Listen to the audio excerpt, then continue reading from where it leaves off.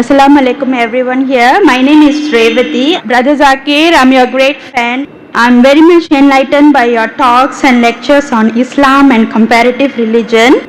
I have been reading Quran and I have a lot of Muslim friends. I'm from Singapore, born and brought up in India.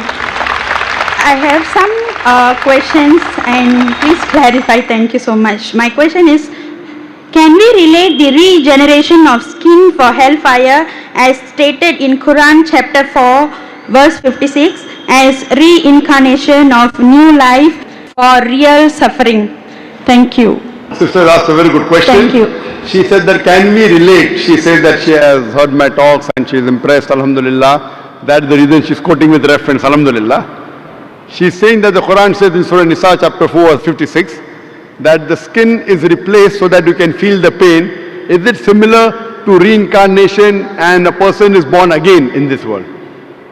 Sister, both are different. What Quran says in Surah Nisa chapter 4 verse 56, as to those who reject our signs, we shall cast them in the hellfire, and as often as their skins are roasted, we shall give them fresh skin so that they shall feel the pain. Previously science thought that only brain was responsible for feeling of pain. Today we come to know that in the skin there are pain receptors which are responsible for feeling of pain, which we did not know earlier. Quran says that God will give fresh skin so that they shall feel the pain. Scientifically it is proven. Now for example, Almighty God is just. Quran says in Surah Nisa chapter 4 40, Allah subhanahu wa ta'ala is never unjust in the least degree. That means he is very just. For example, history tells us that Hitler incinerated 6 million Jews. Today, if our law catches Hitler, what punishment can you give? Maximum you can give is kill him. That will take care of one. What about the remaining 5,999,000 people that he has killed? In the Akhirah, in next life, Almighty God says, as to those who reject our signs, we shall cast them in the hellfire. As often as the skins are roasted, we will give them a fresh skin. If Almighty God wants to incinerate Hitler 6 million times, he can do it. 12 million times he can do it. This is an example of the punishment in the next life. This does not justify about the cycle of rebirth. This cycle of rebirth, sister, if you read in the Vedas, Veda is the most authentic book amongst all the Hindu scriptures. The Veda speaks about Punarjanam. In Rig Ved, volume number 10, Punarjanam. Punar means next, Janam means birth. Even we believe in next birth. Even Quran talks about next life. Once we die, we'll be resurrected on the day of judgment. Same thing Veda says.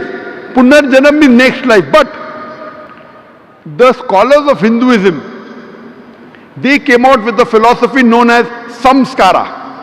Samskara in Hinduism, it is the cycle of birth, rebirth, birth, rebirth, birth, rebirth. This is nowhere mentioned in the Veda. Veda speaks only about next life, which even Quran speaks. But the scholars of Hinduism could not justify how people are born. Some people are born handicapped, some people are born in poor family, some people are born with congenital heart disease. So God cannot be unjust. So to justify the justice of God, they come with a new philosophy called as samskara, cycle of birth, death, birth, death. Maybe in their previous life they did some wrong deed, therefore they are born handicapped. This is the philosophy of the Hindu scholars, not of the scripture. Your Vedas are very explicit, Punarjanam, next life. Even Quran says you come in this world. Allah says in the Quran in Surah Mulk chapter number 67 verse number 2, Allazi khalaqal mauta wal hayata. It is Allah who has created death and life to test which of you is good indeed. So this world you have only life once. Once you die, Almighty God will resurrect you on the day of judgment. That's what the Vedas say. But the Hindu scholars, they could not explain why some children are born deaf, some dumb, some with heart disease, some in a poor family. Because they could not justify, they came with this philosophy which is not mentioned in the Vedas. Same way if you read Bhagavad Gita. Bhagavad Gita says that how does a soul change body? How does a caterpillar, when he goes to a blade, he jumps onto a new blade? Same way the soul changes into a new body. Doing once we have no problem, but doing multiple times is totally wrong. Now, I will give the explanation. What does Islam have to say that? Now, you will ask me the question, okay, if the Hindu Pandits are wrong, what is the explanation in Quran? In Islam, As I mentioned, Allah says in Surah Mulk chapter 16 verse number 2, Allazi khalaqal mauta wal hayata. It's Almighty God has created death and life to test which of his good deeds. So this life, sister, is the test for the hereafter. Every year when you appear for the examination, the test paper keeps on changing, right or wrong? You can't have the same paper. Similarly, Almighty God tests different people in different ways. The Quran says your children are a test for you. Quran says your wealth is a test for you. So Almighty God makes some human beings born poor, some rich. For the rich people, they have to give zakat. In Islam, every rich person who has a saving of more than 85 grams of gold, he or she should give 2.5% of that saving every lunar year in charity called as zakat. Poor man, there is no zakat. He gets 100 out of 100 marks in zakat.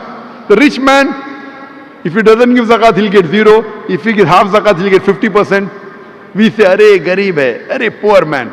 That poor man is good, in akhirah is passing. So poverty is a test, wealth is a test. Whether do you follow the commandment of Almighty God. The Quran says even your children are a test. Maybe there's a couple who's very pious. To that couple is born a baby who has congenital heart disease. That baby has done no sin. Quran says every child is born as a masoom. Every child is born sinless. It is a test for the parents. That do the parents yet have faith in Almighty God? If the parent has less faith, he will start complaining, what type of God is this? I have prayed so much, yet he is giving me a child with handicap. A good Muslim, he will say, Alhamdulillah, praise be to Allah. He will accept it.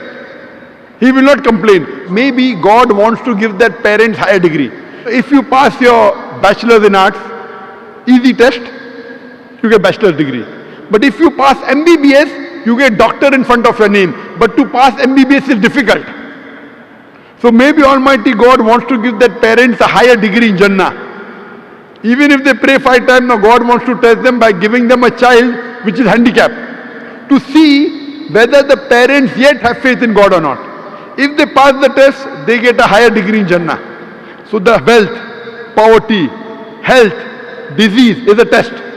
It is nothing to do with your previous life. That is the theory of the Pandits, not of Vedas. So Veda is the same thing what Quran is talking about. You come in this world once, then you have next life, Punarjanam. But not death, birth. This is not part of Veda. Hope that answers the question, sister.